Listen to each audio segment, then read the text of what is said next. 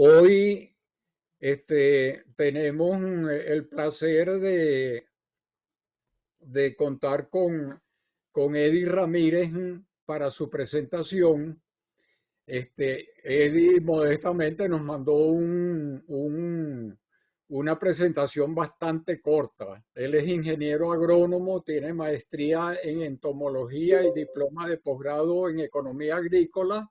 Fue vicepresidente ejecutivo de la Fundación Servicio para el Agricultor, fue presidente de Palmavén, miembro fundador de Gente del Petróleo y fue coordinador de Gente del Petróleo del 2004 al 2014 y miembro honorario del SBIP. Con ustedes entonces dejo a Eddie Ramírez. Adelante, Eddie. Muchas gracias, Eduardo, Carlos, gracias a Benamérica, a VAPA, por darme la oportunidad de presentar el contenido del libro que llamé por Responsabilidad Social de la Industria Petrolera Venezolana, Apuntes y Testimonios. Apuntes y testimonios porque le di mucho énfasis a los testimonios de quienes actuaron, de quienes estuvieron haciendo la responsabilidad social. Sin el apoyo, sin el aporte, sin los capítulos que tuvieron a bien redactar, no hubiese sido posible este libro. Los iré citando en la medida que vayamos avanzando en la presentación. Hay que diferenciar que la responsabilidad social no es donaciones, no es lo que hacían tradicionalmente las fundaciones. La fundación que recuerdo más antigua, seguramente hay otras, es la Fundación Rockefeller, que se fundó en 1913. La Fundación Mendoza en 1951. Por cierto que Eugenio Mendoza fue un venezolano excepcional, al cual no se le han reconocido todos sus méritos. Después fundó Dividendo Voluntario de la Comunidad. Y su hermano Eduardo Mendoza fue un distinguido ingeniero agrónomo que incluso llegó a renunciar al Ministerio de Agricultura cuando Betancur en el trienio ADECO 45-48 importó carne de Argentina y se contaminó pues la ganadería nuestra con una enfermedad, con la fiebre aftosa, ¿no? Esto poca gente toma esas actitudes. La responsabilidad social, por cierto, la Fundación Shell se creó en 1959. Hay que entender que responsabilidad social es la relación que tiene la empresa con su accionista o con sus accionistas, con sus clientes, con sus proveedores, con sus trabajadores y desde luego con el entorno alrededor del cual se desarrollan las diferentes actividades. Hoy en día incluso el sistema bancario tiene unos índices de responsabilidad social mediante los cuales evalúan si se debe o no otorgar un préstamo a determinada empresa. Entonces, bueno, esa es la parte pues, introductoria que quería conversar un poco. Esta parte sí tiene razón Eduardo, la responsabilidad social con los accionistas, con los trabajadores, clientes y proveedores y con su entorno. En el libro le doy prioridad a las relaciones con ese entorno, que es un entorno rural, como todos ustedes saben, las actividades petroleras, salvo las refinerías, toda la parte de exploración y de producción está en el medio rural, en contacto con el medio agrícola, con los productores del campo, y entonces eso crea una relación bastante compleja, que no es fácil tratar de que sea un poco más armónica. Vamos a conversar un poquito sobre la etapa de las transnacionales, los primeros años, después la etapa de madurez, la PDVSA meritocrática que fue entre 1976 y 1999, hubo una pequeña transición entre el 99 y el 2001, la crisis que se desató pues, en el 2002 y la etapa de destrucción que es la que estamos viviendo y que podemos decir que se inició fuertemente a partir del 2003 con el despido de los trabajadores. En la etapa de las transnacionales, en los primeros años, hubo mucho abuso de las empresas transnacionales, hubo maltrato a los indígenas.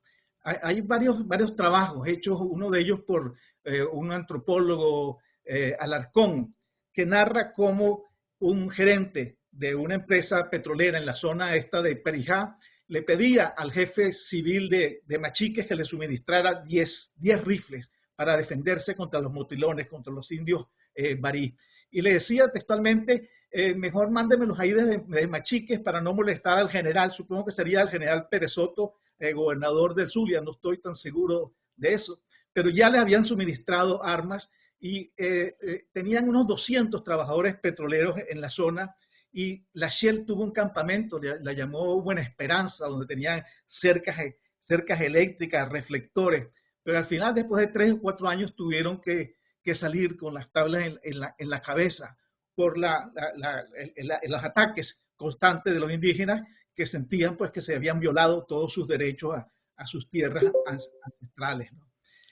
Con respecto a los trabajadores, también recordemos que inicialmente las transnacionales se portaron muy mal con los trabajadores, condiciones infrahumanas de alojamiento, sueldos, salarios muy bajos, y bueno, eran sencillamente casi siervos de la gleba. Hubo 2 huelgas importantes en 1926, una huelga que se menciona poco y fue una huelga que duró unos 9 días para pedir un pequeño aumento de salario. Hubo otra huelga en 1936, esa huelga del 36 probablemente estuvo un poco contaminada con la parte política, porque recordemos que en el 36 hubo mucha agite, sobre todo en Caracas, en contra del gobierno de López Contreras, que hizo un gobierno muy bueno, pero inicialmente la gente pues estaba desesperada por la represión que había habido durante el periodo del dictador Juan Vicente Gómez. En el 50 en 1950 hubo otra huelga también que se menciona poco. Esa huelga duró 10 días, fue durante la dictadura de Pérez Jiménez que la reprimió muy fuerte. También las transnacionales en ese momento evadían impuestos. Hay una célebre comunicación de Gumercindo Torres donde dice, bueno, estamos produciendo petróleo, las transnacionales se lo llevan y a nosotros nos quedan las deudas, se lo estamos regalando prácticamente porque estaban exentos de pago de impuestos de muchas importaciones. Entonces fue una etapa donde realmente no se portaron bien las transnacionales.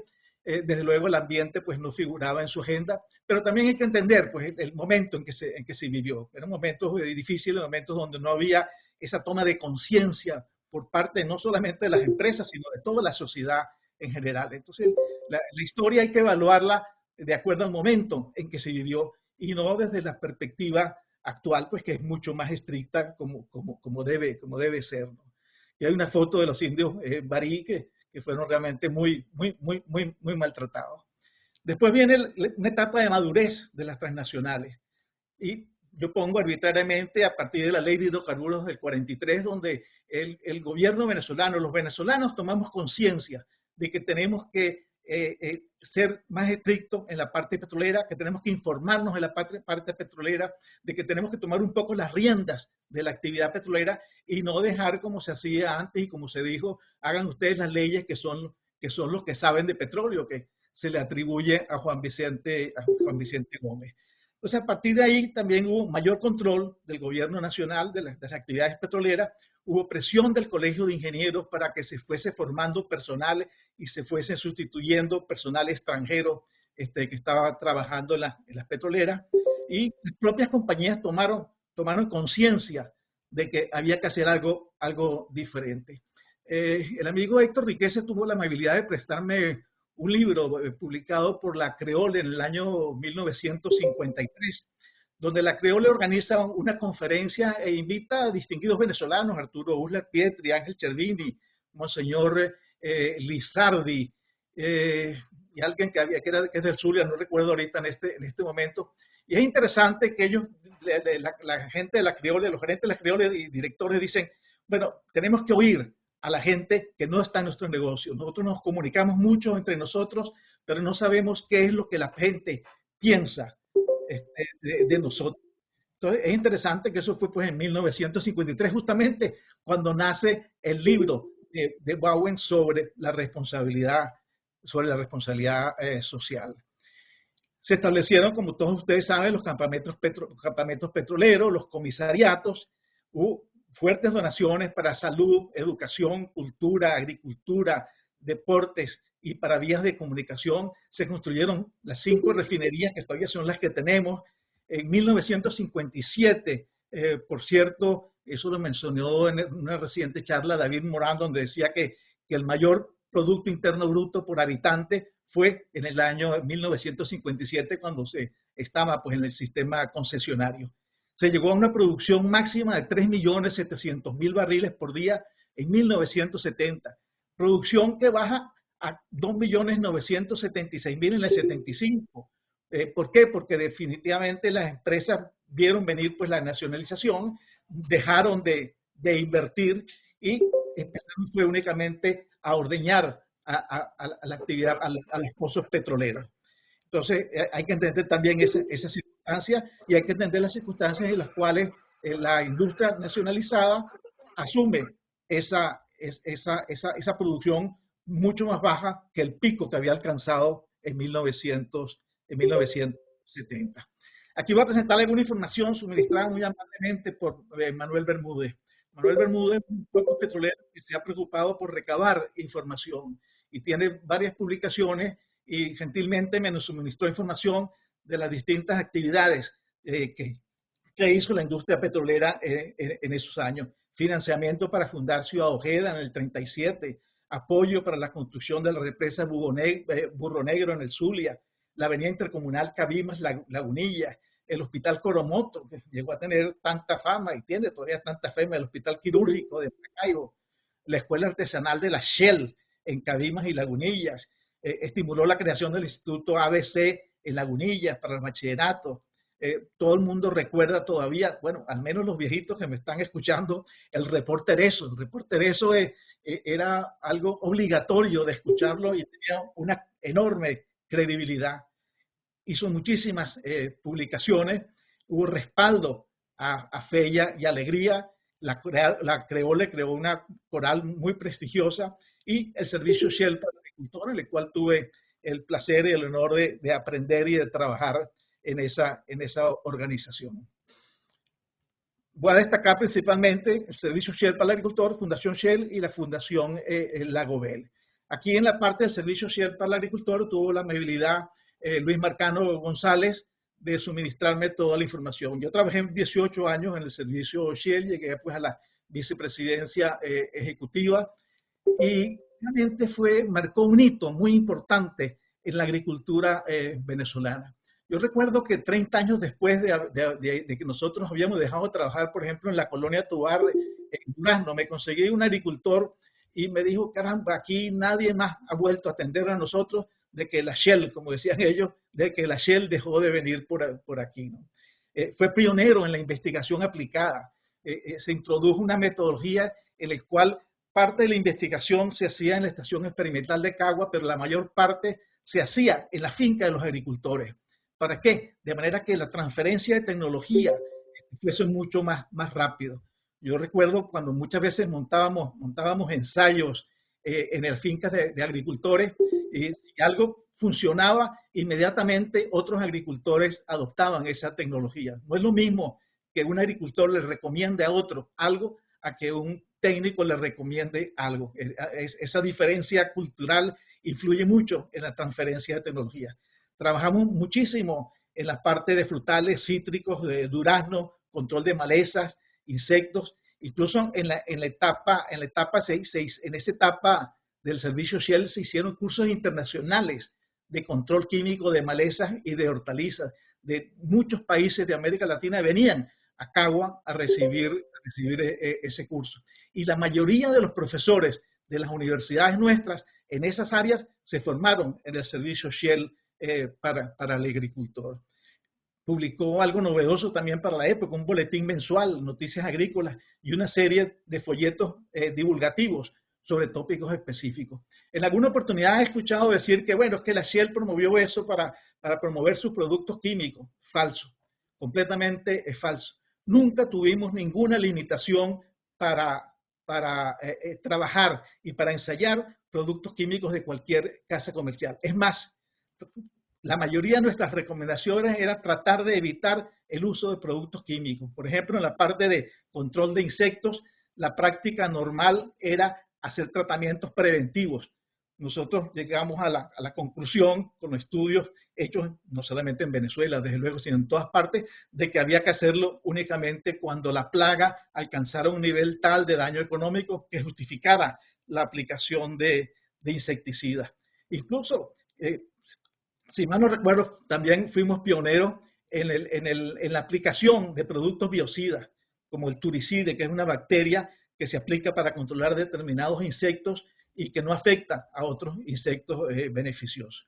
Todo eso lo hizo el servicio Shell, que realmente fue una gran labor. Desde luego, ahí hubo la conducción de dos personas excepcionales, el doctor Mauricio Báez Meneses y el doctor Luis Marcano Coello, el doctor Jesús Silva Calvo. Yo tuve la suerte pues, de trabajar con ellos y de aprender lo poco que pude. Aquí están dos de las publicaciones, una de cambures, pero fueron muchísimas, otra de maquinaria agrícola.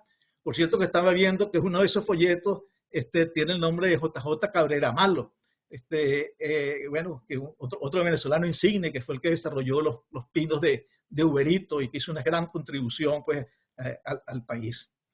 Bueno, llegamos entonces a la nacionalización o a la estatización, como acostumbran muchos o acostumbramos algunos decir, con el presidente Carlos Andrés Pérez. Fue un proceso llevado con mucho consenso, con mucha seriedad, que permitió pues, que no se interrumpiera en absoluto la producción petrolera. Como todos ustedes saben, hubo la reducción de filiales operadoras a 4 al final, la creación de INTEBEP, el CIET, Pequiven, Deltaven, Palmaven, PDVSA Gas, PDVSA Marina, el Centro de Arte La Estancia. Hubo el cambio de patrón de refinación, la internacionalización con la adquisición total o parcial de 18 refinerías en Estados Unidos y en Europa y el arrendamiento de una en Curazao. De esas 18 refinerías solamente nos quedan 3 en los Estados Unidos y están, como se dice popularmente, en pico de Zamuro por la negligencia, por la irresponsabilidad de la Asamblea Nacional nuestra, la Asamblea Nacional de Oposición, que destituyó al gobierno provisorio de Guaidó, y eso pone en alto riesgo la supervivencia o el que siga perteneciendo a Venezuela y no en manos de los acreedores. Pues el principal responsable, desde luego, fueron Chávez y Maduro, que endeudaron a esa empresa y la pusieron como garantía y ahora quieren echarle la culpa a otro. Hubo la oportunidad petrolera, desde luego, con los convenios operativos, asociaciones estratégicas. No voy a detenerme en eso, ustedes saben mucho más que yo. Se empezó a trabajar en lo que es inversión social. Anteriormente se trabajaba mucho en asuntos públicos, en relaciones públicas, y gradualmente se fue evolucionando hacia el concepto de inversión social. La producción en el 2001 llegó a 3.342.000 barriles por día, con 69.200 trabajadores. En estos 69.000 muchas veces se oigo mencionar que no, eran solamente 40 y tantos. Bueno, pero hay que tomar en cuenta también los contratistas, que eran casi el mismo número que el personal fijo de la empresa. Fue una experiencia muy rica para mí haber trabajado en Palmaven. A título de anécdota les cuento que estaba yo en mi oficina en la Fundación Servicio para el Agricultor, FUSAGRE, y un día llegó Alfredo Gruber. Alfredo Gruber y a Fernando Sánchez los aprecio muchísimo. Primero porque lograron constituir una empresa con un recurso humano muy, muy valioso y por la sensibilidad social que tienen. Ellos dos y Juan Chacín. Juan Chacín era el presidente cuando se creó Palmaven y tuvo la amabilidad de acompañarnos, ya retirado él, en la junta directiva, tanto cuando estaba Gruber como Fernando Sánchez, y muy amablemente cuando lo sustituí, aceptó quedarse apoyándonos y dándonos sus consejos. Aquí está una lámina que ilustra bien qué fue lo que perdimos de capacidad de refinación en el exterior. Internacionalmente teníamos una capacidad de refinación de 1.800.000 barriles por día y hoy en día solamente tenemos 644.000 barriles por día. Las principales actividades de inversión social, algunas se hacían a través de relaciones públicas, de la gerencia de asuntos públicos, perdón, de Palmaven. INTEBEP tuvo sus programas de responsabilidad social, Pequiven, la Asociación Civil Palmichal, la Fundación Sumaque, convenios con Fusagri, Fundarbol, otras ONG, el desarrollo armónico de Oriente y de Occidente y el voluntariado, que vamos a tratar de ir desglosando.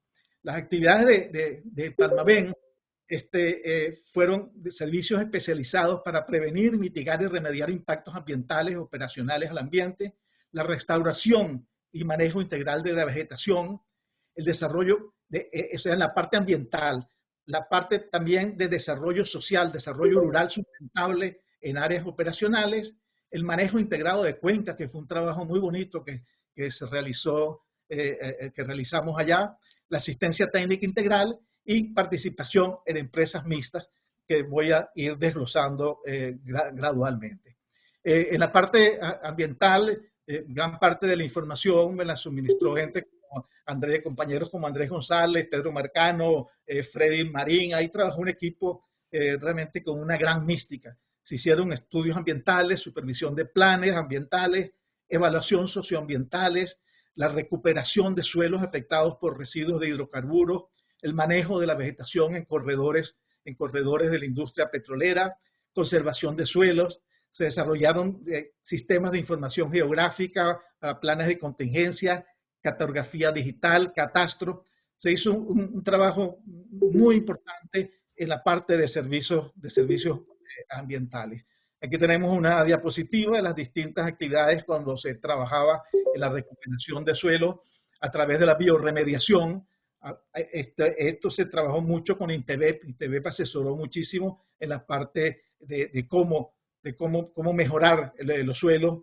En algunas oportunidades se trabajó también añadiendo bacterias beneficiosas que degradan los hidrocarburos. En la parte de apoyo comunitario fue novedoso la forma como se trabajó en la parte económica, social y ambiental y con la comunidad. O sea, nosotros lo primero que se hacía era un diagnóstico y participación de las comunidades. Nada se hizo en ese entonces en Palmaven que no fuese con otros actores públicos o privados. Y desde luego teniendo como principal actor la propia comunidad. Entonces, eso fue lo que permitió tener el éxito en esos apoyos comunitarios. Apoyo comunitario que tiene que ser a largo plazo. Eso no puede ser de un día para otro, no puede ser de un año sí tener un presupuesto y otro año no. Tiene que ser algo continuo. Pero es un trabajo pues, realmente muy bonito en diferentes sierras, la Sierra del Turimiquire, en varias que vamos a mencionar posteriormente. Aquí tenemos algunos de los trabajos que se hicieron en la parte de conservación de cuencas, conservación de suelos, todo hecho de común acuerdo, insisto, con las comunidades y con otros actores. En el manejo integrado de cuencas, hicimos mucho con la Fundación Sumaque. La Fundación Sumaque, por cierto, la información que presente de la Fundación Sumaque me la suministró Beatriz Cisneros, que era la gerente general de la fundación, y que tuvo la habilidad de buscar financiamientos independientes de la industria petrolera, sino de otras organizaciones. En esto, la Fundación Sumaque debo hacer un reconocimiento a quien inició muchas de estas actividades, que fue el doctor David Holmes y su esposa Rebeca. Ellos estuvieron un poco girando alrededor de Maravén. Recuerdo que Arnold Falkenborg habló conmigo y pasó a Palmaven, pero hicieron un gran trabajo. Nosotros lo que sí le añadí el ingrediente de la parte de producción que es necesaria. Es decir, no hacemos nada con hacer una serie de actividades muy bonitas que se hacían de letrinas mejor ventiladas, paneles solares, etcétera, pero la gente también tiene que comer. En las cuencas hidrográficas se trabajó en programas de desarrollo sustentable, ejecución en 2.400 kilómetros de horas de conservación, manejo de recursos biodiversos. En el Turimiquire, por ejemplo, que se trabajó bastante, benefició a 509 personas que mejoraron su ingreso en un 116%, ¿no?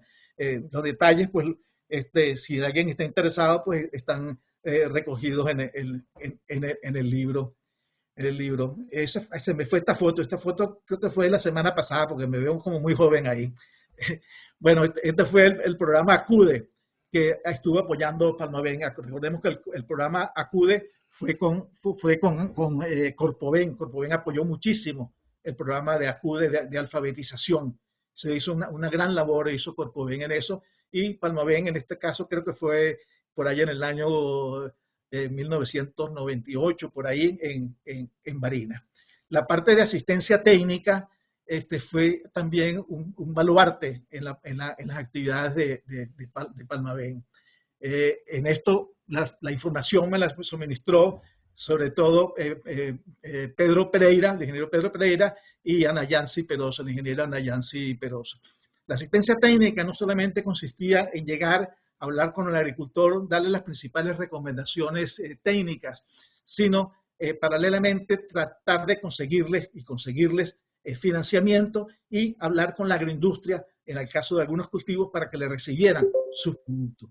Incluso se trabajó con los comisariatos, se habló con los comisariatos de la industria cuando existían y se le dijo, bueno, mira, nosotros estamos en capacidad de organizar a los agricultores para que les arrimen los productos que se consumen en los comisariatos, que como todos sabemos siempre tenían muchísimas quejas de los sindicatos. Entonces, la asistencia técnica tiene que ser integral porque muchas veces el agricultor no aplica las recomendaciones que les dan los técnicos y muchos técnicos dicen, bueno, pero es que, ¿cómo es posible que sean tan cerrados que no aceptan las recomendaciones? Bueno, no aceptan las recomendaciones porque no tienen financiamiento. Y si tienen financiamiento para iniciar la cosecha, después la agroindustria no les recibe la cosecha o se los recibe a muy bajo precio. Entonces, ahí Palmaven cumplió un papel muy interesante. Hubo un mejoramiento en todos los rubros que estuvimos atendiendo. Particularmente quisiera destacar aquí la mejora de 122% en las siembras de cacao. El cacao, que es un cultivo muy interesante, primero que son plantas que absorben CO2, como todas las plantas, desde luego, pero además era un producto bandera de Venezuela en los siglos XVIII, siglo XIX. Esos cacaos se habían ido perdiendo, y otros se habían ido cruzando, haciendo híbridos de mayor producción, pero de menor calidad. Nosotros nos propusimos dar una asistencia técnica y recuperar el cacao criollo venezolano de mayor calidad. Aquí tenemos algunas de las empresas mixtas, que fue la otra labor que realizó Palmaven. En la parte de cacao, la parte de forestal, en la parte forestal me suministró una buena información el ingeniero José Estrada, y en la parte de cultivo de tejidos y en la parte de manejo de plagas, de multiplicación de insectos beneficiosos, el ingeniero Fernando Morales. En la parte de empresas mixtas, evaluándolo pues en la distancia, yo no recomendaría que la empresa petrolera o las empresas se metan en empresas mixtas porque no es fácil la relación entre el sector privado y una empresa del Estado. En todas estas empresas éramos socios minoritarios. Tuvimos algunos socios excepcionalmente buenos. Tuvimos un socio francés de chocolates Valrhona, chocolate más fino que se consigue allá en Francia. Logramos que vinieran aquí, que invirtieran en una finca. Chocolates El Rey, del grupo de Jorge Reno, fueron unos socios excelentes. Esa finca, por cierto, en Barinas, con Chocolates El Rey, la invadieron pues, a raíz de la llegada del presidente Chávez. Yo estaba todavía en ese momento en Palmaven, hablé con Ali Rodríguez y le dije, mira, este es un activo que es también de Petróleo de Venezuela. Usted tiene que tomar parte en este asunto para evitar que sigan invadiendo la finca y destrozando una plantación que es muy valiosa desde el punto de vista genético y para el futuro del país. Bueno, Ali Rodríguez desde luego se hizo loco y la finca se perdió. No he tenido noticias de la empresa que se hizo con los franceses que había estado funcionando. En la parte forestal, logramos que toda la industria papelera venezolana, Benepal, Mampa, Cartones de Venezuela, Murphy, todos ellos participaran para fundar plantaciones forestales. siempre nosotros, Palmaven, como socios minoritarios. Se hicieron unos buenos desarrollos, el ingeniero José Estrada me suministró información y bueno, no sé, eso desapareció también. Petrosuata asumió también el desarrollo de una plantación forestal y, por cierto, estaba más interesado el socio privado que el propio Petróleos de Venezuela. En la Fundación Sumaque, como les dije, pues es información que me suministró Beatriz Cisnero, en las cuencas hidrográficas de Monagas, Anzoátegui, Sucre, Lara, Falcón, se hizo convenios con PDVSA Exploración y Producción y con la Inter-American Foundation, con el Centro de Refinación de Paraguaná, con SINCOR, con la FEBABEL, con la Fundación Polar. O sea, fíjense que siempre la idea era buscar otros socios, otros patrocinantes y no depender de la industria, de la industria petrolera. En el caso de Intevet, Paulina Romero me suministró la información de lo que se hizo allá en los altos mirandinos, censo y estudios socioeconómicos. Se fundó un centro comunitario en el sector La Cruz con consultas pediátricas, ginecobstetricia, visitas domiciliarias, eventos de educación, promoción de salud y prevención de diabetes, hipertensión. Se logró la autogestión, cobrándole a los pacientes y logrando aportes de la gobernación y la alcaldía, que es lo que tiene que buscar toda empresa. Y crear la fundación del Hospital Santa Ella. Se contrataron obras de remodelación y dotación de hospital, dotación de médico asistencial al Cuerpo de Bomberos de Miranda. ¿Sí? Una cantidad de actividades que mucha gente no conoce que realizó la industria petrolera. Programas de educación en liceos sobre la industria petrolera, se hacía concursos de manera que los muchachos que salieran bien fuesen a hacer giras por todas nuestras áreas petroleras, apoyo al deporte. En la Fundación Servicios para el Agricultor es un caso interesante, quería recalcar, no tanto porque trabajé en él muchos años, sino porque fue posible, cuando la Shell visualizó que venía la nacionalización, dijo, bueno, mejor me retiro de estar financiando y soportando el servicio Shell para el agricultor. Pero ¿qué hizo la Shell? No se fue de un día para otro, sino dije, no, yo les voy a comprometer un presupuesto durante 3 años. No recuerdo ya cuántos millones, si mal no recuerdo, algo así como $10 millones, de manera de que ustedes se busquen otros patrocinantes y no se pierda esa gran experiencia. Lógicamente ahí jugó un papel muy importante el doctor Luis Marcano Coello. El doctor Marcano Coello fue un venezolano excepcional en todo sentido. Tuve el honor de trabajar con él muchos años. Y fue el que hizo posible esa transición de la Fundación Shell, del Servicio Shell para el Agricultor, a FUSAGRI, a Fundación Servicio para el Agricultor. Seguimos haciendo algo lo mismo, trabajando en fincas también, dando asistencia técnica, pero con otros programas también financiados por otras gentes. Ahí lo apoyó muchísimo la Fundación Mendoza, el mismo Ministerio de Agricultura y Cría, el Fondo del Coco y Palma. O sea, se consiguió muchísimo apoyo, pero este apoyo no hubiese sido posible si la industria petrolera, en este caso a través de la Shell, lo hubiese apoyado esa sobrevivencia. Aportes a la bibliografía nacional, siguió la FUSAGRI con la publicación de folletos divulgativos. Toda esta información me la suministró Luis Marcano González, quien es el actual presidente de FUSAGRI. Tuvimos pues el placer, digo yo, ambos dos, por lo menos mío, trabajamos juntos en el Delta del Orinoco durante unos 3 años. Aporta la formación de recursos humanos, becas para más de 100 profesionales en cursos de maestría y doctorado. FUSAGRI llegó a tener años sabáticos. Yo estuve en años sabáticos estudiando en Inglaterra por FUSAGRI. Fíjense la capacidad que tenía esta fundación pues, de manejarse y de tener recursos y sobre todo de preocuparse por la formación de recursos humanos. La mayoría para maestría, algunos pocos casos para doctorado. FUSAGRI fue fundamental para la creación del Colegio de Agricultura Simón Bolívar. Este es otro caso muy interesante de contribución de la industria petrolera. ¿Cómo contribuyó la industria petrolera? Bueno, becando a muchachos que venían de Suazilandia, de Nepal, tengo por aquí las cifras, si mal no recuerdo, eran de 48 países. Estuvieron en el Colegio de Agricultura Simón Bolívar en Barinas, 965 técnicos agrícolas.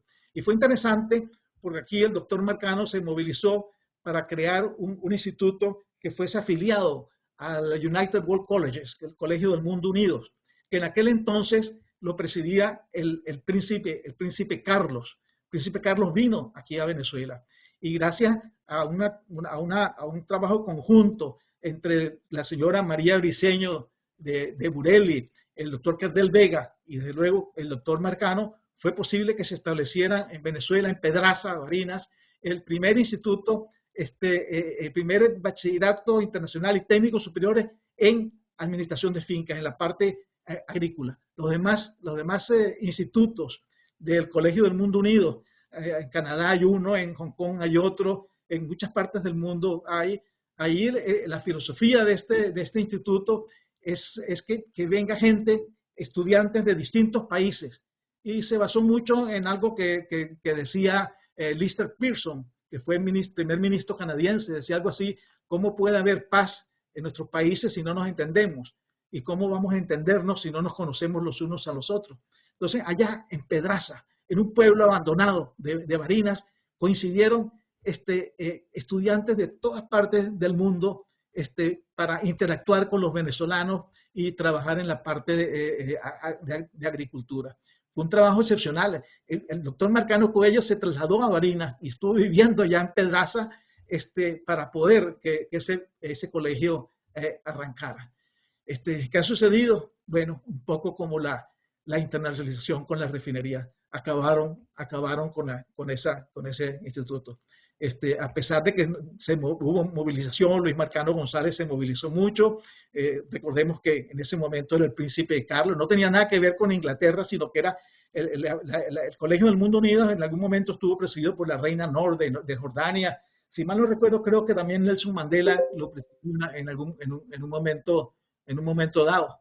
Pero en aquel momento fue el príncipe Carlos que fue varias veces a Venezuela para darle calor a ese centro. Todo ese esfuerzo se perdió. Bueno, el hoy rey Carlos Charles III, God Save the Queen, the King. Bueno,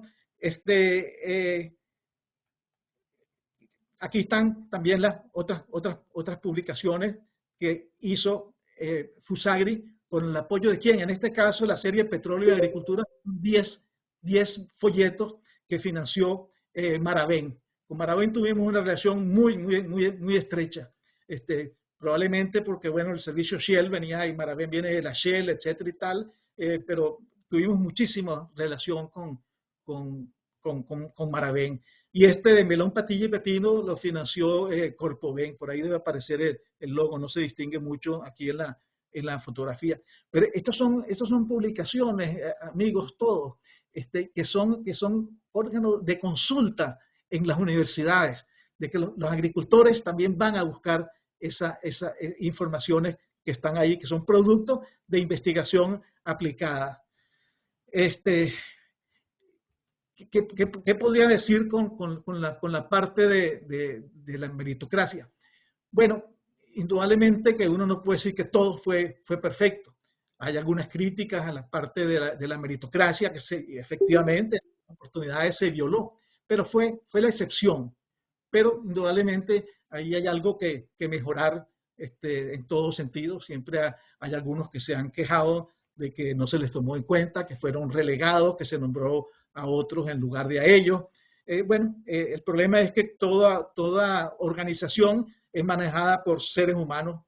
De repente ahora si lo empezamos a manejar con la inteligencia artificial, pudiese ser que se eviten esos sesgos, esos errores. Pero debemos decir que sin duda alguna, tal y como lo han sostenido Héctor Riqueses y Nelson Olmedillo, el sistema funcionó. El sistema funcionó. Particularmente yo me siento honrado, feliz de haber trabajado, de haber hecho una modesta contribución a esta etapa meritocrática de petróleo de Venezuela. Podemos criticar que se divulgó poco. Siempre yo digo eso, después me pongo a pensar un poco y digo, bueno, sí es verdad que, que muchas veces no se divulgaba un poco con la teoría de que si divulgamos mucho nos van a pedir más, lo cual es absurdo, pero bueno, existía esa creencia. Pero incluso yo creo que una compañía de estas grandes, por mucho que haga, siempre va a haber críticas de que no hizo suficiente. Petróleos de Venezuela en esta etapa meritocrática se dedicó a sus actividades cerca de las áreas de influencia. A nivel nacional apenas se conocía Petróleos de Venezuela por el eslogan aquel, cuidar es querer. Sí tuvimos algunos proyectos y se me había pasado por alto mencionar la actividad de Fundarbol. De Fundarbol, que es también una ONG asociada con Fusagri, que desarrolló un cortafuego vegetal verde en el Ávila, que durante muchos años evitó que se produjeran incendios en esa zona. No sé cómo estará en estos momentos. También trabajo en Falcón. La información me la suministró la ingeniero Alcira Ascanio, ¿no? Entonces fue una etapa muy rica. Yo creo que los profesionales que trabajamos en Petróleos de Venezuela en esa etapa debemos sentirnos orgullosos de lo que se hizo. Sí hubo responsabilidad social, sí hubo conciencia de que había que preocuparse por el entorno. Lógicamente siempre había algunas diferencias en hasta dónde llegar la responsabilidad social. Yo recuerdo muchas presentaciones en las juntas directivas, algunos de los cuales apoyaron muchísimo. Recuerdo que tuvimos mucho apoyo, por ejemplo, de Carlos Castillo cuando estaba en Maravén, de mucho, y desde luego pues de Alfredo Gruber, como mencioné anteriormente, Fernando Sánchez, pero de muchos otros directores, Manuel Pulido, Tredenik, muchos, realmente no sigo nombrando porque se me van a quedar por fuera muchos, nos apoyaron.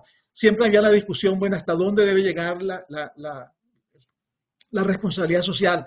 A 1 metro del pozo, a 100 metros del pozo, a 500 kilómetros del pozo, toda Venezuela. Bueno, eso es una disyuntiva que siempre estuvo planteada en PDVSA. Bueno, lamentablemente ya con la destrucción que ha habido, ya ese dilema de hasta dónde llegar va a ser difícil. Pues hoy en día, como lo han dicho muchos expertos en el área, PDVSA nunca volverá a ser la misma que fue en el pasado. Será una empresa más pequeña, tratará de competir con las empresas nacionales internacionales que vengan a trabajar aquí. Veo difícil que puedan competir porque hay una restricción muy grande para una empresa del Estado, y eso es lo que tenemos que entender todos. Y es que el gobierno de turno trata de ordeñar lo más posible. ¿Por qué? Porque necesita satisfacer una serie de necesidades que tiene la población. Entonces, mientras más pueda quitarle a una empresa, como en este caso Petróleos de Venezuela, pues mejor para el gobierno. Y un gobierno, lógicamente, piensa a 5 años, a corto plazo. No se preocupa, es un poco como esos malos gerentes que quieren ganarse o se gana una bonificación por no invertir y no pensar en el largo plazo, sino por presentar unos resultados a corto plazo muy buenos, pero están sacrificando la empresa a largo plazo. Por eso que algunos que con una gran miopía critican todo eso que se hizo de la internacionalización con las refinerías o con la apertura petrolera. Recuerdo que en aquel entonces se discutía muchísimo la parte con el Ministerio de Energía y Minas, o de Minas y Hidrocarburos. Bueno, si es precio o es producción. Hay que entender, los que hemos trabajado en el medio rural, que en la medida, y ustedes también lo saben, lógicamente, que cada pozo es una pequeña empresa en la cual gira un montón de gente en esos pueblos apartados de Venezuela, donde hay pobreza, donde hay desempleo, donde hay miseria, donde incluso la señora que llega a venderle las empanadas a los trabajadores que están ahí operando se benefician. Cuando tú cortas la producción, toda la actividad en el campo se detiene, se reduce, se restringe. Hay casos bellísimos. Recuerdo una anécdota que está recogida en el libro del amigo Pedro Castillo, que también tuvo la amabilidad de escribirlo, ¿no? Él llega allá en los años, si mal no recuerdo, 83, por ahí 1983, llega a las 3 de la mañana de trabajar allá en unos pozos por la zona de Suata, y llega a San Diego de Cabrutica y se encuentra que hay una camioneta de Maravén parada con las luces encendidas enfocando a un dispensario. Se detiene ahí pensando incluso que podía haber sido un obrero de Maravén que se accidentó, etcétera, y para su sorpresa era una señora que estaba dando a luz y daba a luz sin luz, únicamente con la luz de la camioneta de Maravén. Bueno, Pedro Castillo se movilizó, habló con la gente que después pues, formó la Fundación Sumaque, consiguió que se establecieran unos paneles solares para dar luz no solamente al dispensario médico, sino también a la escuelita que estaba al lado, así como tratamientos para el agua potable, porque ni siquiera agua potable tenían los muchachos que acudían a la escuela. El amigo Rafael Juárez también me puso su testimonio de las actividades culturales que se realizaban en Cardón, donde se llevaban conjuntos musicales de distintas partes del país, allá donde se promovía la cultura, la artesanía, la gira de los habitantes de la zona, cómo gradualmente se fue incorporando gente de la comunidad también, incluso en los clubes de Maravén. O sea, se hicieron muchas cosas.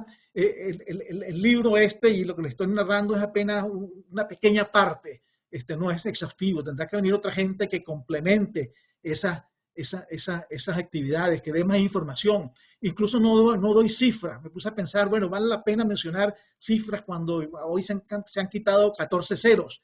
Desde luego que perfectamente sé que se puede indexar el dólar al precio actual, etcétera, pero para el común de la gente le es difícil mentalizar que algo que costó 10 millones ahí, ¿cuánto costaría ahorita? Eso realmente no funciona así. Entonces preferí que, bueno, que los economistas o quienes se sienten interesados incursionen más en este tema y que otros complementan. Por ejemplo, faltó la parte del desarrollo armónico de Oriente y Occidente. Lamentablemente, Lombardo Paredes había quedado en mandarme la información y por alguna razón no pudo mandármela. Ojalá que él tenga bien escribir lo que se hizo, porque fue un programa muy interesante de tratar de llevar toda una planificación a las distintas áreas, que fue criticada después por los chavistas, porque decían que bueno, que eso era para favorecer a los alcaldes y gobernadores adecos. Pero bueno, la verdad es que en aquel momento quienes estaban allí eran adecos, tanto en gobernaciones como alcaldías, ¿no? Pero entonces hace falta escribir ese capítulo.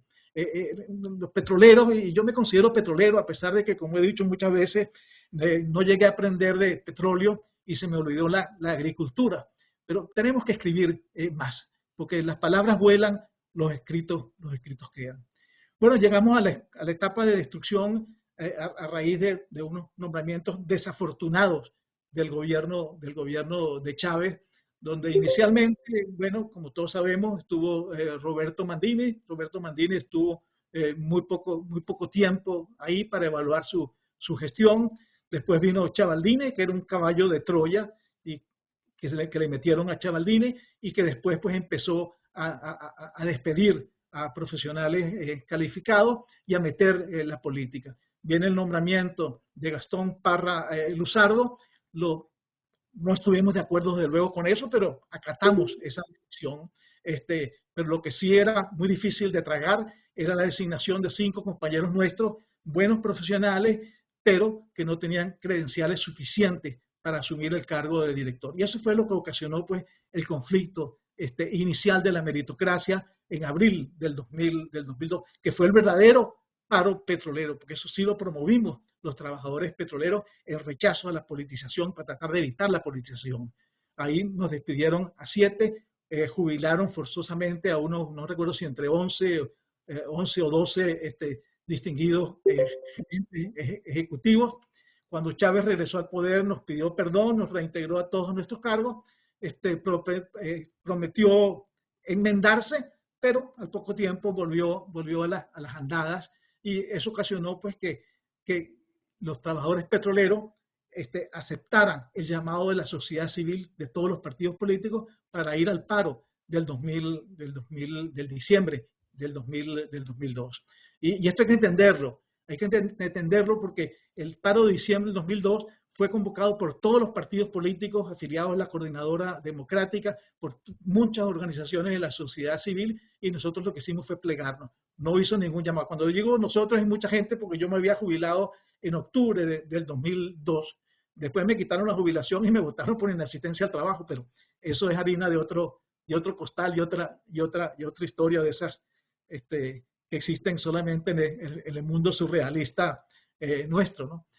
Entonces, bueno, después vino Ali Rodríguez, cometió el exabrupto de, en vez de despedir a unos cuantos que pudieran haber sido los voceros de gente del petróleo.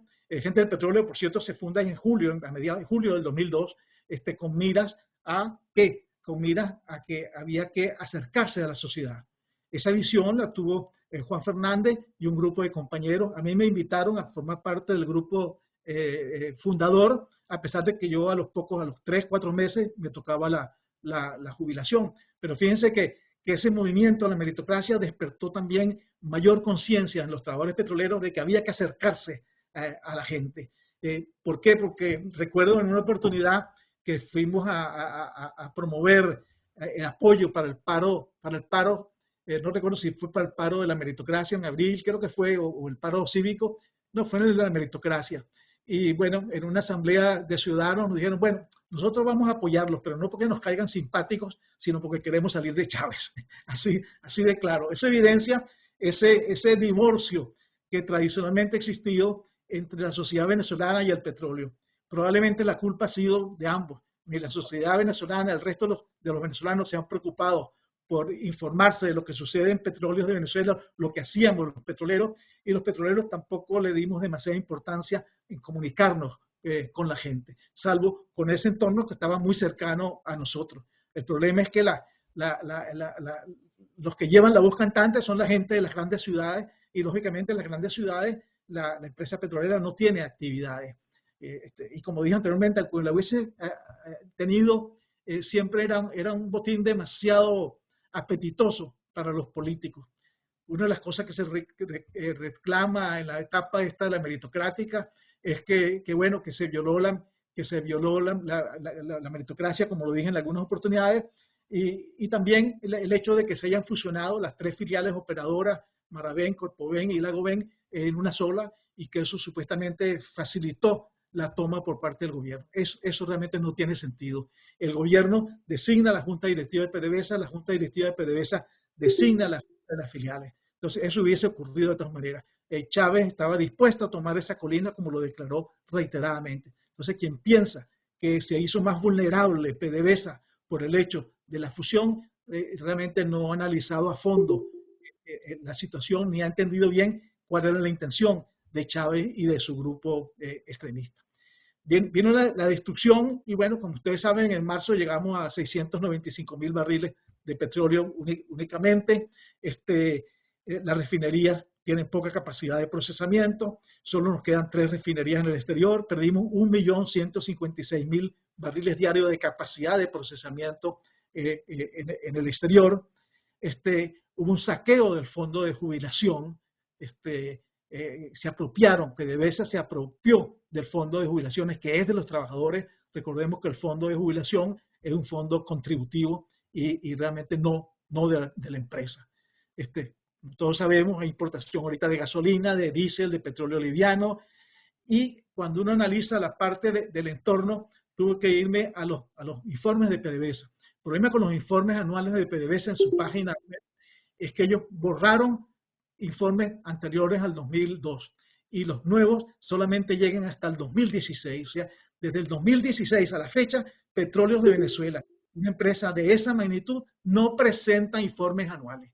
Eso sí es no una caja negra, eso es realmente un universo negro. Entonces, apenas pude revisar los datos de los presupuestos. Y la sorpresa que uno se lleva es la gran discontinuidad de las misiones. Es decir, un año se financia una misión tal o cual, ahí está mi libro reseñado, no los voy a alcanzar con los nombres, funciona durante 2 o 3 años, después no le dan más dinero, 2 años después le vuelven a dar dinero o sencillamente se olvidan de ella. Es dramática esa situación porque, como ustedes saben, con las comunidades no se puede jugar. No se puede decir, vamos a apoyarte y después te dejo sola, porque eso tiene un efecto contrario, un efecto negativo que es perjudicial. Desde luego, como saben ustedes, se eliminó por los convenios operativos y se constituyeron empresas mixtas que están casi todas paralizadas. Supongo que la única que está funcionando es la de Chevron. ¿Por qué? Porque el Estado venezolano no tiene los recursos para hacer su aporte como socio mayoritario. Entonces, el socio privado dice, como ustedes muy bien saben, bueno, yo no hago nada si Petróleo no pone la parte que le corresponde. Entonces, eso es absurdo realmente tener una empresa mixta donde PDVSA es el socio mayoritario si después no va a tener los recursos para aportar a esa empresa. Esos fueron delirios de grandeza del difunto. Los accidentes fatales han aumentado entre el 2003 y el 2016. Hubo 196 fallecidos en accidentes de trabajo, que fue la cifra que logré conseguir confiable. Y desde luego, como sabemos, tenemos las demandas ahorita de Conoco, Cristalex. Cítenlo usted quienes quiera que están demandando a Petróleo de Venezuela. A Petróleo de Venezuela, a las empresas nuestras en el exterior le han llegado a demandar hasta gente que fue desplazada en Colombia por la FARC. Imagínense eso. Dijeron, bueno, como el gobierno venezolano está financiando a la FARC y apoya a la FARC, bueno, nosotros fuimos desplazados, ergo, podemos demandar a Petróleos de Venezuela. Y algunos consiguieron algunos reales. Ahí, bueno, Luis Pacheco, Horacio Medina, Carlos Jordá han hecho enormes esfuerzos para proteger a Citgo. Y si está todavía Citgo en manos de Venezuela, es por la actividad desplegada por ahí. Aparte que hoy en día Citgo está funcionando, operando muy bien, pero el gobierno cometió el crimen de endeudarla, de ponerla como garantía de un dinero que no fue para Petróleos de Venezuela, sino que vino a Venezuela y se lo tragó la corrupción, se lo tragó el hueco negro de la corrupción. Decidimos algo muy estratégico. Imagínense, decidieron los rojos que no era un negocio ni estratégico tener refinerías en Alemania, en Estados Unidos, que era preferible tener en Cuba, en Jamaica y en República Dominicana. Entonces salimos de las refinerías grandes donde está el mercado para asociarnos como socios en estas 3 refinerías. ¿Y qué ha pasado?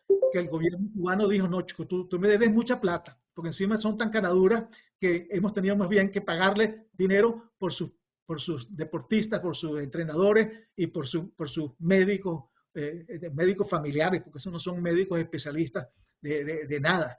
Hemos tenido más bien que pagarle dinero porque dicen que no, que el petróleo que le hemos mandado no compensa suficientemente los gastos que ellos han tenido con ese personal. Jamaica también se apoderó de la refinería en la cual teníamos allá y lo mismo hizo República Dominicana.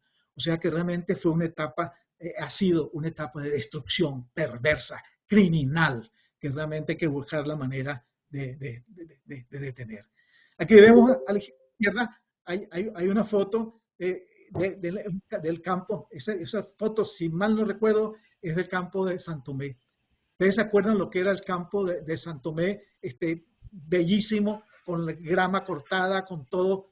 Bueno, lo que está es enmontada. Y a la derecha, uno de los tantos, ese fue el incendio en la refinería, la explosión en la refinería de Amuay, que el gobierno tuvo el descaro de decir de Rafael Ramírez. Rafael Ramírez ha sido muy culpable de la destrucción de PDVSA. Fue el principal culpable de la destrucción de PDVSA, junto con los otros. Eugenio del Pino, Nelson Martínez estuvo muy poco tiempo, pero estuvo ahí, Ali Rodríguez Araque, y después los que lo siguieron, el general Quevedo, y ahora, bueno, vamos a ver qué va a hacer el nuevo general que está al frente, del coronel que está al frente de eso, y que por lo pronto presentó un plan ahí tirado de los cabellos.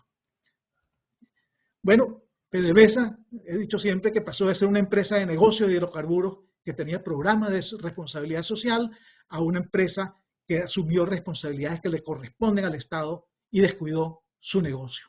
Eso ha sido criminal.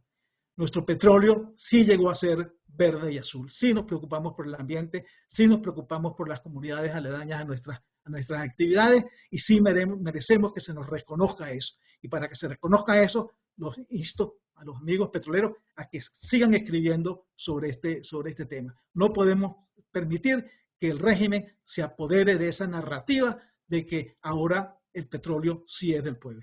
Muchas gracias. Bueno, Eddie, gracias a ti.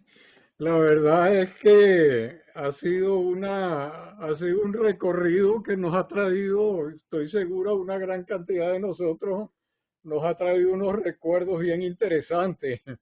Este, vamos a hablar en privado porque te tengo muchas más anécdotas de esas. Eh, vamos a iniciar con las preguntas y hasta ahorita solamente tenemos una pregunta que lo que dice es, espérate un momentico, del 1 al 100, ¿cómo calificas la labor social de la IPN hasta el 2022? Mira, yo creo que las transnacionales, como dije, en su última etapa, a partir del 43 por ahí, dejó un legado muy importante para todo, en la formación de recursos humanos, en las donaciones que hizo, en la contribución al desarrollo del país. En la etapa después de la privatización, también hizo unas contribuciones muy importantes que tendrán que ser reconocidas. Lamentablemente en esta última etapa, por más que uno trate de buscar cifras que digan, bueno, mira, estás exagerando la situación, bueno, por cierto que cuando hablé de las cuencas hidrográficas y de la labor social, se me pasó por alto mencionar a una querida amiga, Oralín Caldera, que fue la que me suministró un excelente artículo sobre las actividades en las cuencas hidrográficas. Ok. Bueno, No vamos a sé, la gente. contar de 1 a 100, sinceramente, como un promedio, es bien difícil hacer un promedio de algo que fue no tan bueno, que fue mejor y que después definitivamente fue destrucción. Gracias. Bueno, vamos a pasar a la gente como que prefiere hablar que preguntar aquí. Vamos a pasar al derecho de palabra. La palabra a, a Juan Uri.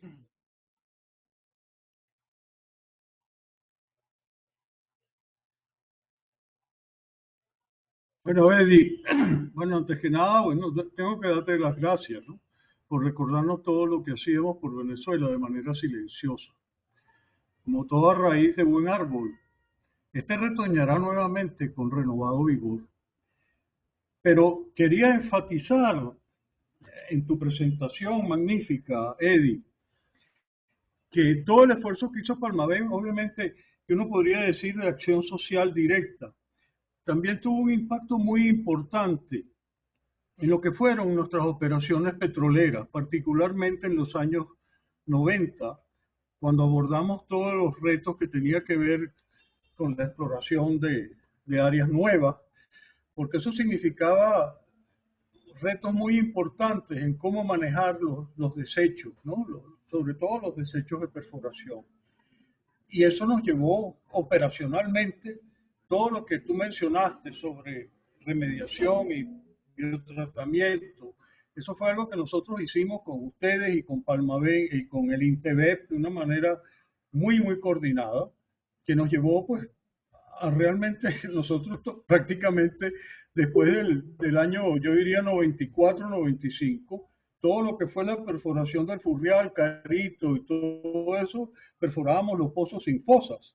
Y eso no solamente fue una reducción de impacto ambiental importante en el tamaño de localizaciones, relaciones con los productores, sino que realmente significó economías muy significativas en los esfuerzos de perforación que hacíamos y particularmente en todo lo que desarrolló el pantano, algunas empresas como la misma BP y Louisiana Land and Exploration que usaron esas tecnologías para perforar en el pantano sin donde no era posible construir fosas, ¿no?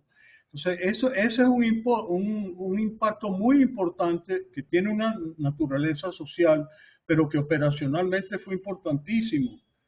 La contribución de Palmavén, porque Palmavén era la que de alguna manera estaba en el día a día de resolver estos problemas con la asistencia técnica del INTEBEP bueno, y el aporte de coordinación de nosotros, etcétera, ¿no? Eso también se proyectó en cierta medida en Occidente, ¿no? Entonces, eso te lo quería reconocer como un trabajo importantísimo de Palmavén y que, tú sabes, pasa un poco por debajo de la mesa, ¿no? Pero fue muy importante operacionalmente. Muchísimas gracias, Eddie.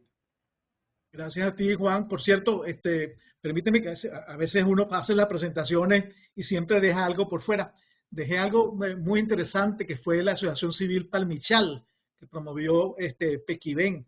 Allí el doctor Julio César Carrozo hizo uno creo que es el segundo caso en el mundo de recuperación de una cuenca, en este caso del río Morón.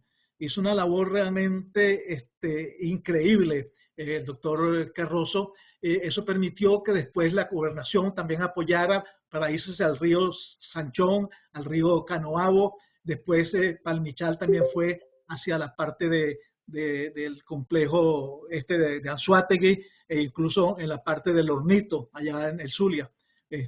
Palmichal cumplió también una importante labor y leer la historia de lo que hizo para recuperar una cuenca, que es algo bien difícil, bien complicado, complejo, porque hay gente ahí, es muy interesante y eso pues lo consigné en el libro, que no es que quiera hacerle mucha propaganda, pero los recursos que se recojan en ese libro son para la Asociación Civil Gente del Petróleo, así que cualquier apoyo les agradezco. Ok. Sigue en el derecho de palabra Luis R. No sé, el... adelante. Luis Rodríguez, Ah, Eduardo, ¿cómo estás? gracias. Mira, excelente presentación, Eddie. Realmente un recorrido no solamente por la historia, por los años, sino internamente, en mi caso, ¿no?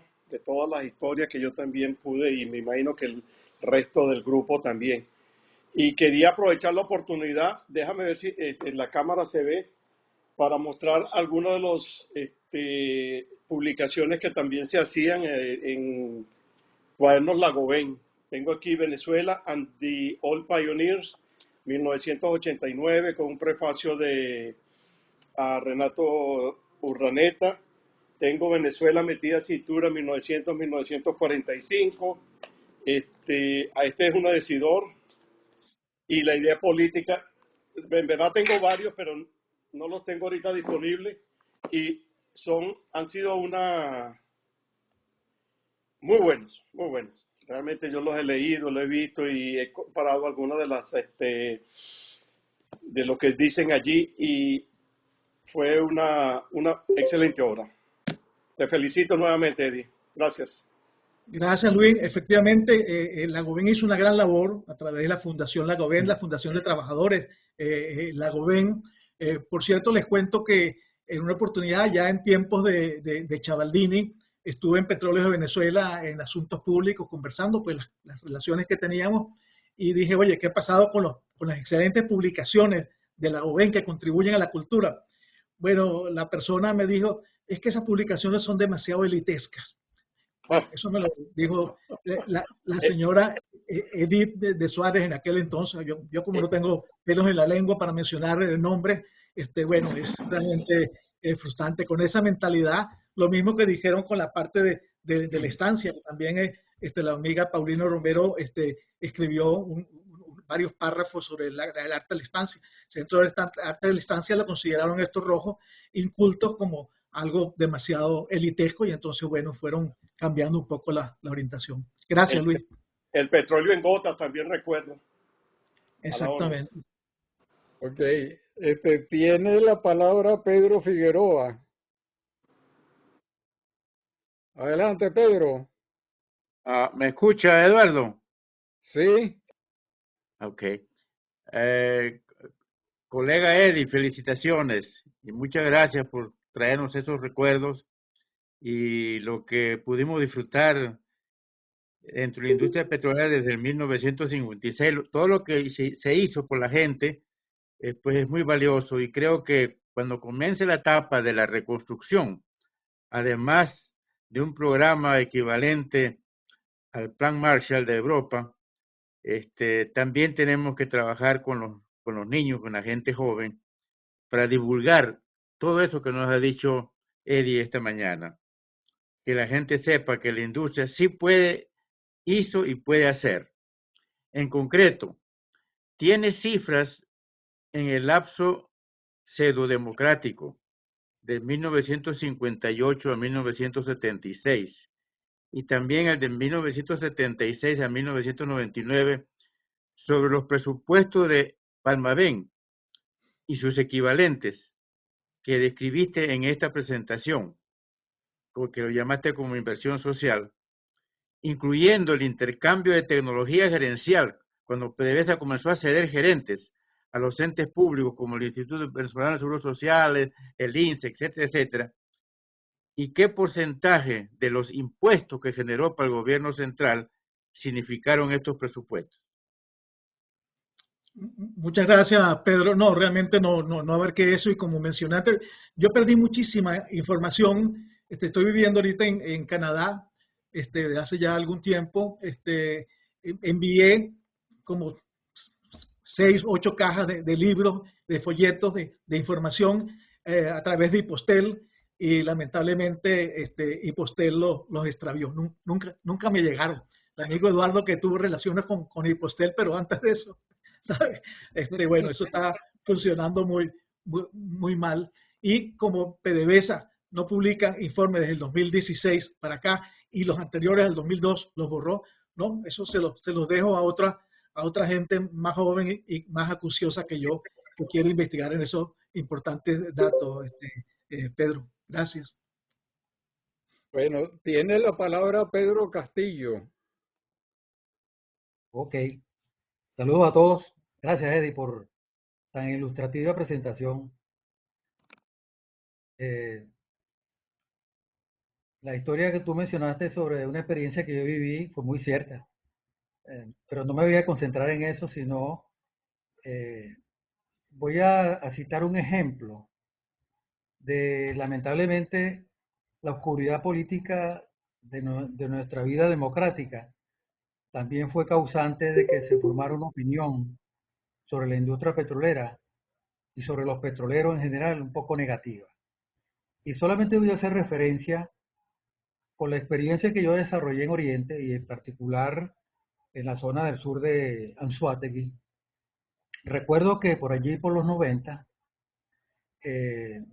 yo fui con Quiroco Radi al Tigre, que lo habían invitado a un foro promovido por el alcalde del Tigre, y como él sabía que yo conocía bien la zona y la gente, pues yo fui con él. Y en ese foro se hablaron de muchas cosas, pero hubo una pregunta que hizo el alcalde, que quiero resaltar lo que tú mencionaste, ¿no? El alcalde le preguntó por qué la industria no contribuía con las zonas aledañas a su desarrollo petrolero. Y la respuesta de Quiroco Radi fue muy breve, le dijo, efectivamente sí, la industria tiene planes sociales y yo tengo ejemplos de muchas, de todas las filiales, de cómo colaboran con el entorno. El tema aquí principal es lo siguiente. El fisco es quien recibe los ingresos que genera PDVSA. Y es el fisco quien debe distribuir equitativamente, no solamente en las zonas aledañas a la actividad petrolera, sino en otras regiones del país, para que se produzca eso que ya mencionó el término, la siembra petrolera. O sea, la industria petrolera no tenía la responsabilidad de atender las necesidades del entorno. Puntualmente realizaba proyectos, pero el fisco nacional era quien debía devolver a las zonas del interior parte de esos ingresos en proyectos y otras cosas. Entonces, bueno, quería solamente señalar eso. Gracias, Eduardo, y gracias, Eddie. Gracias a ti, Pedro. Las relaciones con el entorno son muy complejas, ¿no? Yo tuve la suerte de ver Petróleos de Venezuela desde afuera, cuando trabajaba en Fusagri y desde adentro, ¿no? Y bueno, es interesante cómo se produce esa interacción. En las áreas había mucha gente que no creía en la parte social, había otra gente que sí creía en la parte social. En general recibimos muchísimo apoyo y no hubiese sido posible hacerlo. Con los ganaderos y con los agricultores no es fácil. Los ganaderos muchas veces reclaman con razón y otras veces sin ella. A veces se reclaman que llegan la gente que está trabajando en la exploración, abre un portón, lo dejan abierto, no lo cierran y entonces el ganado se pasa de un lado para otro, acaba con los cultivos, etcétera. Que las vacas se ahogan en las fosas petroleras. Bueno, a veces es realmente que más bien abren el portón para que el ganado haga daño y después reclamar. A veces echan a un ganado flaco a la fosa para después reclamar. Hay de todo, igual que recuerden ustedes, los pescadores también del lago muchas veces pues agarraban la misma red y la volvían, querían negociarla hasta que la industria decidió ver, mira, red que llega aquí, red que no devuelvo. Hay de todo un poco, ¿no? Pero definitivamente tú tienes que trabajar con tu entorno. Como mencioné anteriormente, una empresa que no se preocupe por su entorno no tiene vida a mediano y largo plazo. Y la industria petrolera cumplió con todo y las fallas, con todos los inconvenientes. Gracias, Pedro. Okay. Sigue en el orden de la palabra Jorge Cancoff. Muy buenas tardes a todos. Excelente tu presentación, Eddie. Como dijo Eduardo, nos hiciste recordar muchas anécdotas. Yo tengo unas cuantas también. A lo mejor un día, cuando nos reunamos en Venezuela, las podemos intercambiar. Mira, Eddie, yo estoy seguro que tú conoces un estudio que hicimos cuando yo estaba en la coordinación de petroquímica de Petróleos de Venezuela. Ya era el segundo periodo del general Rafael Alfonso Rabar. Se hizo un estudio con el IFDC, que es una organización sin fines de lucro que ayuda a los países en vía de desarrollo en el sector agrícola. Ese estudio se actualizó 2 veces y me acuerdo que el general Rafael Alfonso Rabar y el director de enlace, que era Humberto Peñalosa, estuvieron muy interesados en este estudio. Allí se hizo un estudio de la fertilidad de los suelos venezolanos, el tipo de cultivo, inclusive dónde iban a estar los centros de distribución de los fertilizantes, para poder ser más efectivo, no solamente fertilizantes, sino todo lo que era maquinaria agrícola, que eran galpones, que estaban todos diseñados. Entonces, lo que yo quería saber, si tú llegaste a conocer ese estudio, que fue un aporte, esto es parte de la actividad social de PDVSA en su época, y si tú conociste este estudio, y por qué verdaderamente no se hizo nada, a pesar de que fue un gran esfuerzo. Yo me acuerdo que teníamos que ir ahí a Alabama, a un pueblito llamado Muscle Shoals, que todavía volaban los aviones de motor en esa época. Estoy hablando de los principios de los 80. Y lo otro que yo pienso es que este estudio en el futuro, una vez pues que cese esta dictadura o este grupo de maleantes que han secuestrado el país, podamos nosotros volver a revisarlo y apoyar al sector agrícola. Entonces quería oír tus comentarios sobre este estudio. Gracias, Jorge. Supongo sí que te refieres a un trabajo que se hizo muy exhaustivo sobre la fertilidad de los suelos en Venezuela.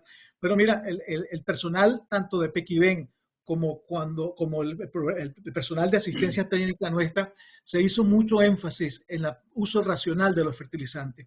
Inicialmente, desde luego, el interés fue que, recordemos, que los fertilizantes tenían un subsidio elevadísimo de parte del gobierno nacional, un subsidio absurdo, un subsidio indirecto. Entonces, tú estabas subsidiando un fertilizante que iba para un cultivo que tú querías promover, por ejemplo, maíz, pero también iba para rábano, por decir algo, ¿no? Entonces hicimos un trabajo muy exhaustivo y Fusagri también de utilizar racionalmente los fertilizantes. Eso fue una labor que hace, o que hizo la actividad Pedro Pereira, Nayansi, Peroso, toda la gente nuestra de asistencia técnica y también el grupo, porque los fertilizantes estaban en Pequibén. Después, para tratar de descontaminar, entre comillas, a Pequibén se lo pasaron a Palmabén y después se lo volvieron a pasar a Pequibén. Bueno, porque el subsidio tenía un peso demasiado. Había zonas del país donde era preferible que el agricultor viniese a buscar el fertilizante a Morón que enviárselo. O sea, salía más caro el transporte que teníamos que pagar que el precio que lo que pagaba el agricultor por el fertilizante. Una cosa completamente absurda. Los subsidios tienen que ser directos, ¿no? Entonces, no, sí se hizo algo. También, bueno, nuestras facultades de agronomía han hecho bastantes trabajos sobre el aspecto de fertilidad de los suelos.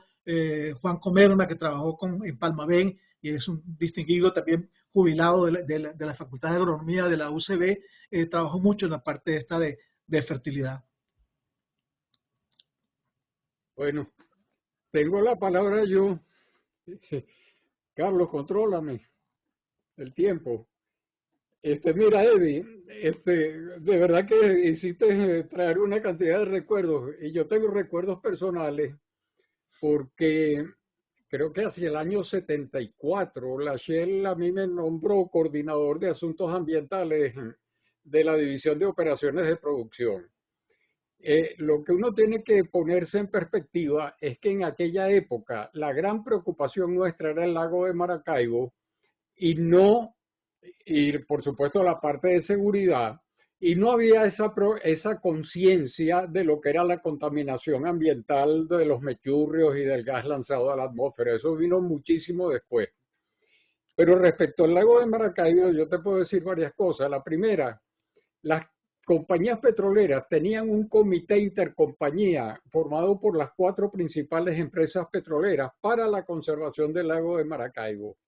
Ese comité, entre otras cosas, tenía una avioneta que patrullaba todos los días buscando los derrames de petróleo y reportando los derrames para que se pararan de inmediato. Una segunda cosa, Creole en esa época contrató al Memorial Battelle Institute para que hiciera un estudio durante 2 años sobre la contaminación del lago. Yo tengo aquí el reporte ejecutivo todavía y creo que en alguna parte de mis archivos tengo el reporte total. Y ese estudio no solamente contribuyó a tomar medidas dentro de la parte petrolera, sino que además reportó todas las fuentes de contaminación del lago y se le obsequió a las autoridades de aquella época y creo le hizo todavía una propuesta mejor, y era que les pagaba para que continuaran ese estudio bajo la dirección del gobierno de Venezuela, y además de eso que eso lo pagaba la CREOL, pero se desentendía de eso y ellos lo controlaban. Y fue rechazado porque Venezuela no necesitaba ayuda extranjera para conservar el lago de Maracaibo. Además de eso, nosotros fuimos a la costa del Golfo y a la zona del Pacífico para ver los equipos, y se contrató, y la API nos ofreció el limpiamar, los planos del limpiamar, que después se construyó totalmente gratis para que los pudiéramos usar. Bueno, después te puedo seguir echando más cuentos de eso porque hay más. Gracias, Carlos, yo creo que con eso no finalizamos. tenemos más intervenciones. Bueno, Eddie, realmente muchas gracias por tu excelente presentación y hacernos pasar por una historia muy interesante, muy bonita, ¿no? Lamentablemente la situación actual no es la misma. Yo también yo manejé mucho sísmica en el lago y sísmica en tierra, y tengo el descuento de la relación con los hacendados y con los pescadores. Bueno, entonces vamos a cerrar formalmente la presentación.